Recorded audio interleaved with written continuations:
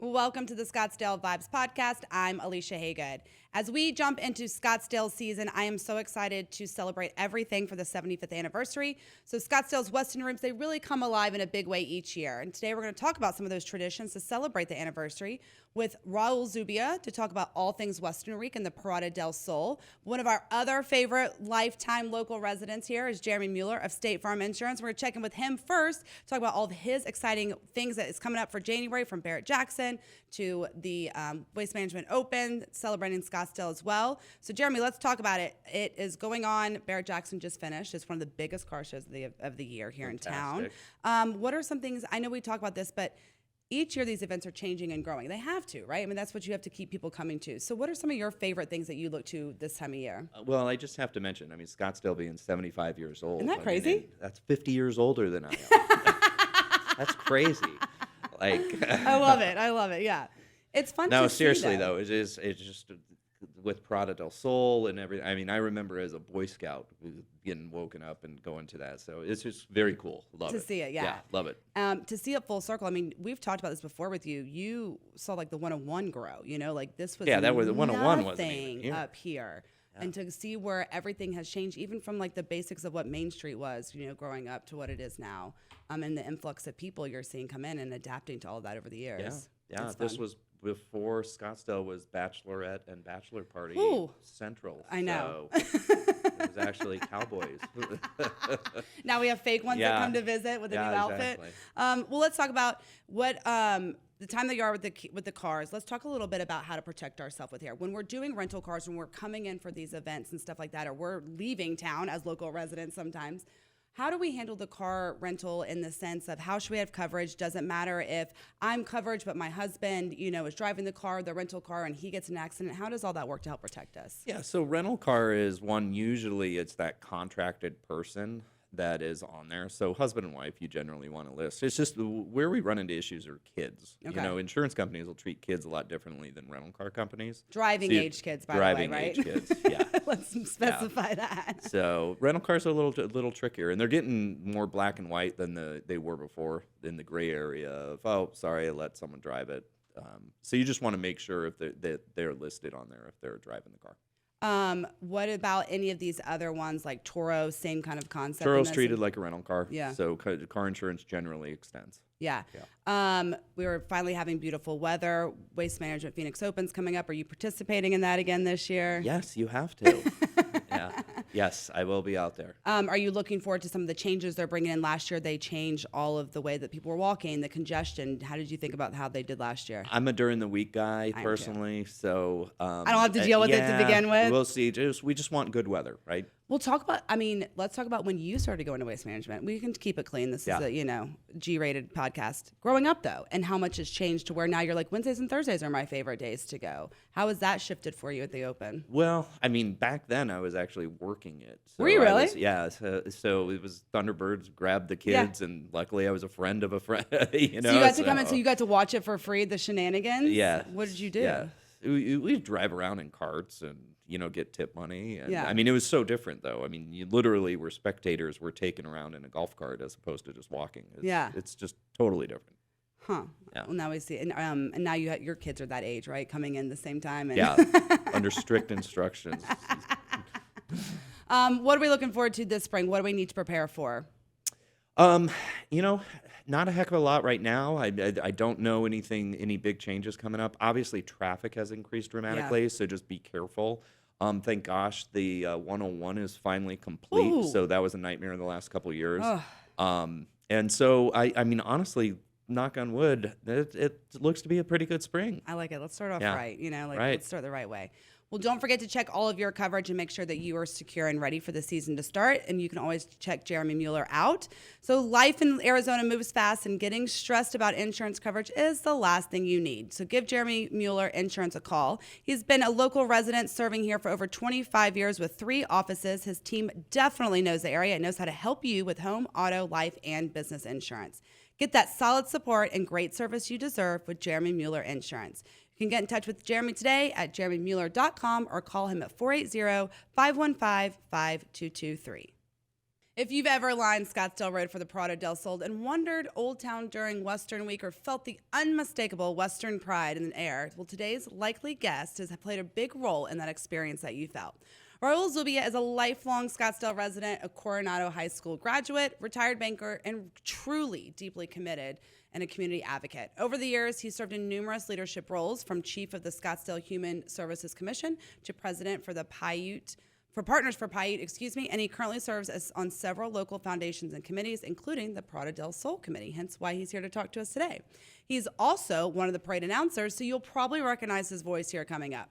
Raoul's dedication to Scottsdale has really earned him some meaningful recognition, including Scottsdale Leadership's Hodges Award and introduction into the Scottsdale History Hall of Fame. Today, we're going to talk about what makes Scottsdale Western Week so special, the big celebration of Parada del Sol this year, their treasured traditions, and why they really continue to matter to our city. And we just heard from Jeremy Mueller here too, Raoul. You know, he's been a lifelong resident. He remembers the parade and what it meant to him, and now being an adult and seeing it full circle, especially for our 75th anniversary this year. It's a big deal. It's a huge deal. Did he mention how when we were kids and we were in grade school, we'd get half a day off on Friday to go to the rodeo? So and then the parade was the next day. So at one point, the parade and the rodeo were on the same weekend. Oh. So are we bringing it back? I'm sorry? We need to bring it back. Well, now it's two different entities, so they schedule their own. So this year's Parada is on January 31st, and it's usually the first Saturday in February, but because of the Super Bowl being pushed back a week, we got pushed back a week. That's fair. But keep in mind, it's usually the first Saturday in February. So that's a big change to remember this year. Yes, a lot of people just assume it's the first weekend of February. So anyway, that we're going to have it on the 31st. It is our 73rd, but we are celebrating the city of Scottsdale's 75th anniversary. So our theme is a diamond in the desert celebrating 75 years of Scottsdale. I love that. What we've done is reached out to families and businesses and said, hey, who's been around for 75 years? Yeah. Well, we actually found two families. Our Grand Marshal is going to be the Corral family, and they're the owners of Los Olivos. And our Parade Marshal is going to be the Song family, and you probably know them best for the Mexican import store that's right there on Brown. But they've had their little bar behind them for a long time. It was called J. Chew's, which was a jazz bar. They own that property. So those are going to be our grand and parade marshals this year. How fun. So you're really incorporating everything in the city like we really do for that. Where did the theme come from, Diamond in the Desert? Well, I'm guessing 75 years. So Diamond, Desert, we're in the desert. So that's how we came up with that. Makes sense. Well, we didn't come up, the committee didn't come up with this year. The city did. And so we just tagged on. Why do you, as a Scottsdale lifelong resident, what does Western Week mean to you and to the city as a whole? It helps me remember the most western town moniker that started in 1951. So, the very first mayor, Malcolm White, coined that phrase, and the chamber coined that phrase. It's stuck. And it has stuck over the years, even though we're not as western as we used to be. For 1 week out of the year, we get to relive that part of our history. I think if you ask all the bachelor and bachelorette parties here, they think that we're very Western by the way that they dress and come. But that's exactly. Exactly. Good point. It really has changed our city as a whole and who we are and stuff like that. Why this year do you think it's so important that we celebrate our history, our culture, as we've changed so much in 75 years?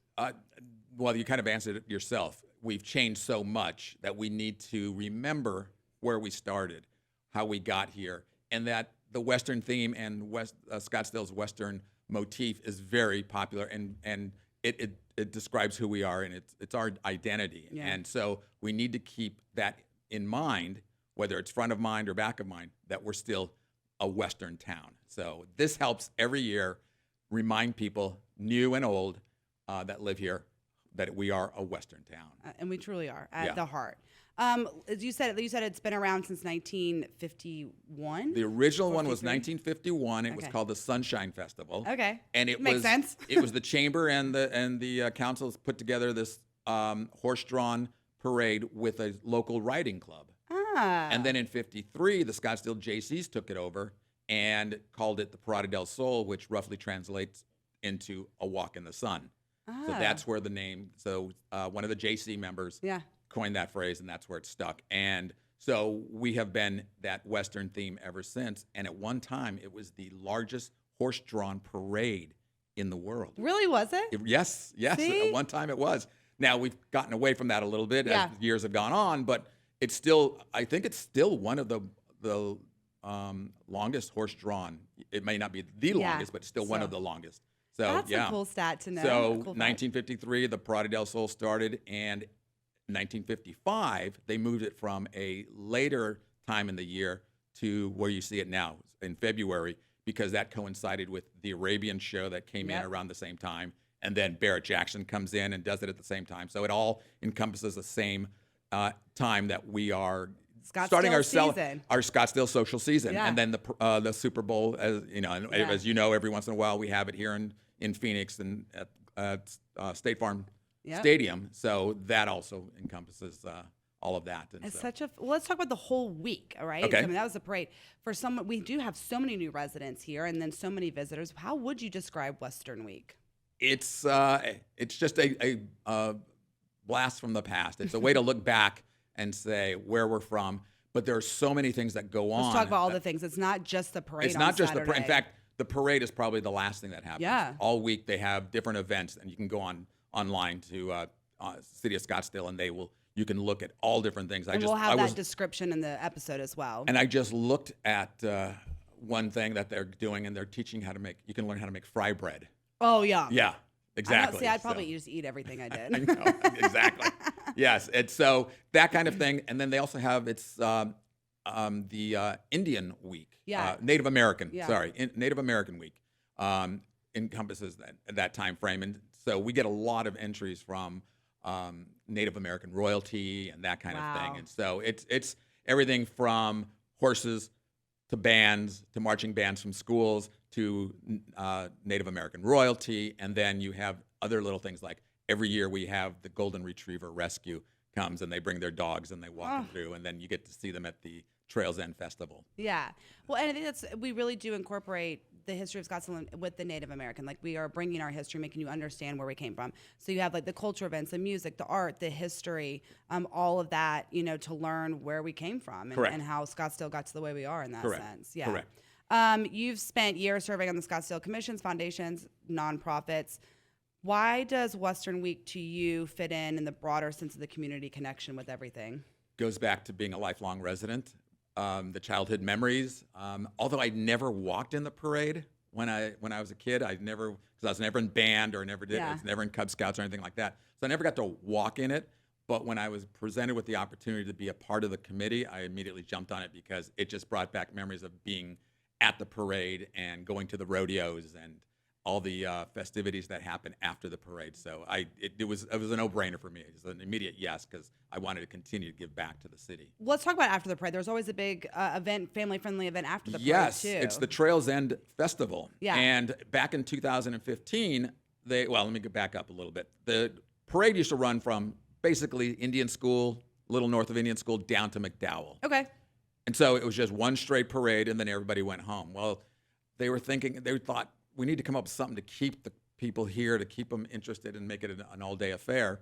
So in 2015, they changed the route to where we see it now, which is downtown. It starts at Indian School, goes down Scottsdale Road, goes towards the Scottsdale Museum of the West, and then heads down towards Brown, and then finishes back at Indian School. Which I love, because it really takes you through the history. It takes you through the history, and everybody is now downtown. So as soon as the parade's over, literally as soon as the parade's over, the festival starts. And so you don't have to go back to your car, drive somewhere else. You can just park once, hang out, and do the festival, Trails End Festival. And it's from noon to 5. And it has everything from a kids zone to vendors to shopping to entertainment. Yeah. Everything from country to mariachi to ballet. Dancers, Mexican ballet dancers, and so it has all kinds of things that you can find something to do for everybody. Well, what an opportunity really to support our small businesses down here too. Yes, I exactly. think that's how I think of it too, is like what an open door policy they have for just thousands of new people to come in that may not have come that day. Correct. And you got to hand it to them because, that's in the middle of their Saturday, which is usually a pretty good Busy business day. day, busy day, but they are welcoming to the crowd and to the people that come in. And so I think it helps them in the long run. Maybe not that day. Yeah, that day, but they know it. They appreciate exactly. it. Well, let's talk about the spectators. You get up about 35,000 people Correct. come, and how many entries do we have in the parade? Like, talk about from an organizer's perspective. So from an organizer's perspective, yes, there are about 35,000 spectators that align the streets. Yeah. Then we get the committees usually starts in August. Okay. We start with meetings and kind of going from the surface, like what are we going to talk about? Who are our grand marshals? Who are our parade marshals? What is the theme? Yeah. And then, because there's a few things that are just plug and play because we've been doing yeah. this so long. But then as the time goes on, as we get closer, we go from once a month meeting to once every 2 weeks. And then we're going to start a once a week next week and tie everything up. So you have people who are responsible, like myself, me and my girlfriend Karen are responsible for scripts. And what that means is an entry sends in their application. They get they send a 75-word script, and then we compile them in order. We also do the lineup. So at the week before Parada, we'll literally sit down and go, okay, who's number one? Who's number two? Gosh. Oh, you know what? Maybe we need to throw a band in here. Yeah. Oh, we have too many bands in a row. Okay, let's throw in some horses. It's like putting a seating chart together for an event. For an event, yes. And so you have to make sure that you're not upsetting some people because nobody wants to be last and everybody wants to be in the middle. And so you try to work that so that you're trying to accommodate everybody. Yeah. It doesn't always happen, but so we have to do that. And so we just and then you have people who work the day of who are literally walking around the parade making sure everything's good. You have the people that work the bars, making sure that the bars are stocked, ice is stocked, and that's an ongoing thing. That starts at 9:30 and goes until 5. And then we even have volunteers who will come in and work a couple of shifts, either at the beginning of the parade or after the parade, and it's different things to do, destaging, pacers to make sure that the parade is moving forward at a good pace. Yeah. And that kind of stuff. The pacer came after us last year, so they're there. Okay, good. Good. Then they were doing between us. Then they're doing their job. Let's go, people. Yeah. Let's go. So it's a lot of people. It's probably the committee itself is probably 30 people. Okay. Then you don't count the volunteers. That's probably another 30 people, 40 people. So it's close to 75, almost 100 if you even on the periphery. Yeah. If you include the city, the fire, the police, all that, then it's close to 100 people that are running this thing. Well, I was going to ask you the volunteers. I mean, there's so many ways to get involved. You don't necessarily have to be a charo to be involved. No. As a matter of fact, we look for anybody. Okay, so do you still need We or can look always for next need year? So no. what do you do? We're still looking for volunteers for this year. Okay. And if you can email me. Okay. Directly. We'll put your email in the description and out on everything. Yeah, you can email me directly and ask me, tell me you'd like to volunteer, and I'll give you a list of where we need volunteers. Perfect. And the nice thing is it's not an all-day volunteer. You can go early shift, up until the parade, or you can go during the parade, and then you can do some that are after the parade. Perfect. So it gives you a chance to still mingle at the trail's end if you want. Yeah. And still get to your volunteer time. So that's good. We'll put all that information in the description of the episode and in the newsletter that goes out as well. How are we going to continue, like the city, and celebrate grow? What do you envision for the future of the Parada del Sol? What would you like to see happen? You know what? It's right now. I say this having been on the committee for 8 years. It's just a well-oiled machine. Okay. We've been lucky in that there are some people that have been on this committee for 15 years. Okay.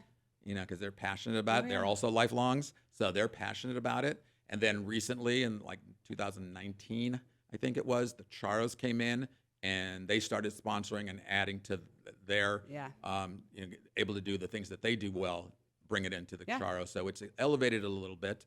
And so I hope we continue to make those types of relationships, the Charos, the chamber. Well, it's like bringing in the community to really do the community parade. Correct. Yeah. So I'm hoping that continues moving forward because I like that. once it's done, and you know how it is when you do something from the back end, you see all the things that go wrong. But I can tell you that when the spectators are there, they have no idea what, oh, that's supposed to go here instead of there. Yeah. They just see it, they're loving it, and we get compliments all the time about what a great parade it is. I tell everyone you're like magicians, right? No one knows Yeah, the magic that goes on behind the curtain. Exactly. But I We're like promise Oz. you, it is We're there. the Wizard of Oz. It is a Wizard of Oz kind of thing.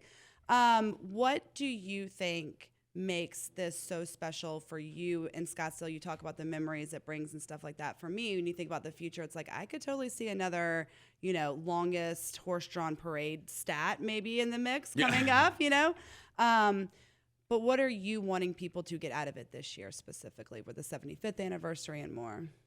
Well, exactly that. 75 years. We've been around since 1951. The city has been around since 1951. So that's a huge milestone and we're a young city, but we've come so far in that short time. Yeah. So I want to continue to move it forward, continue to grow that Scottsdale, still keep that charm that is Scottsdale. Yeah. So, we're about 250,000, but we still feel like a small city. Oh, don't we though? And so I want us to continue to have that feeling going forward, whether it's for the city or it's definitely for the Parada, because as soon as Parada happens, all of a sudden we're back down to the 10,000, 15,000 Scottsdale that I grew up in. Yeah. So I want to continue to see it just grow in a way that that continues the tradition and still keeps the passion of the Parada del Sol.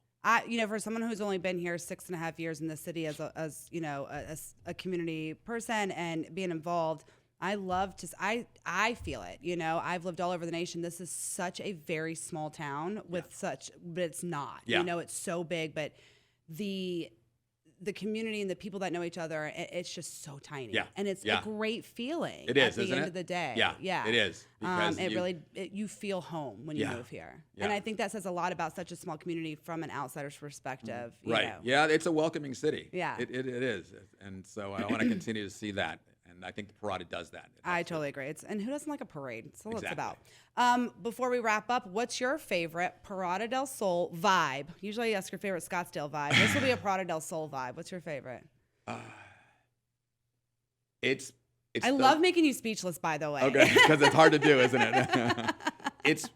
It's the marching bands. Okay. It's the kids. Yes. It's the middle school and high school marching bands, because they have practiced and they have gone through this for months in advance. So just for that day, and you can see it in their faces. They're very proud, prideful, and they just beam because they are in a parade and they're doing what they love. Yeah. So. And I'll tell you what, my son is a marching band participant this year for the very first time, and he is that kid. He loves to practice at home. He's like, don't listen to me. It sounds better when we're all together. My one instrument doesn't sound great. What does he play? He plays the trombone. Okay. So he's in 6th grade, and he chose the trombone 3 years ago because he's like 5'4" and 11, so he's very tall. And he told me, no one's as big as me, so I'll help the band teacher out and pick an instrument my arms can reach. Very nice. Very cool. Good for and now him. he loves it. Good. It's his thing. Good. So we will be out there. I'm very excited about it. Thank you for all you do and the whole committee of volunteers and everyone. It's not just Raoul. He's just the face today for us. But it should be a good one. It will be a very good one. I know. Yeah. And we'll be out there. I'll be out there with my kids for their floats. I'll be out there for my float for Scottsdale leadership. So lots of good times. Yes. And keep in mind, it's rain or shine. Yeah. That parade goes on, rain or shine. However, we're supposed to have I sun. might be in the truck driving if it's rain. I will be outside walking next to my float if it's not. But you will see me out there. Yes. Thank you so much for joining Of course. us. Thank you for Thank all you you for do for the having me. community. And don't forget, gather up your Western attire lawn chairs and all your family members. It really is such a fun time to come down. Saturday, January 31st, the parade starts at 9:30. The Trails End Festival starts at 12 p.m. Like Raoul said, you can just walk right into it. There is lots coming up, but first let's talk about our favorites. Sean Shackleton, real estate agent here in Scottsdale. Buying and selling a home can be frustrating and stressful, but Sean Shackleton with the Shackleton Group is here to change that. With 26 years of expertise and a true understanding of today's market, Sean works tirelessly to get you the home you deserve. She really has her finger on the pulse of the different Scottsdale neighborhoods and knows the community well. Don't settle for less or get stuck in confusion. Reach out to Sean at 480-734-7277 or visit theshackletongroup.com. Of course, you have to go visit Parada del Sol, and don't forget to click the link to find out all the times, locations, and what's going on for Trails End. We also have a Taste of AZ Food and Drink Festival is happening that day. So the festival delivers mouth-watering flavors, handcrafted drinks, and live entertainment under the desert sky. You might want to consider just like taking a ride share or something to Old Town because it is going to be a busy, busy time. The Cheyenne Jackson Midlife Torso is happening Sunday, February 1st at 7 p.m. at the Virginia C. Piper Theater. It's a Midlife Torso is a musical mediation on art, love, fatherhood, and the comic twists that have shaped his remarkable path. You can also go ahead and get your tickets because, yes, the time is here. The WM Phoenix Open is crazy enough right around the corner. It, too, happens at Rate at Shine, if we have seen that. So go get your tickets now. They have gone up in price, and it is day-specific. No more GA for any day you want to go. So go ahead and get on to that. Have a wonderful week, Scottsdale. Keep vibing, and I'll see you around town.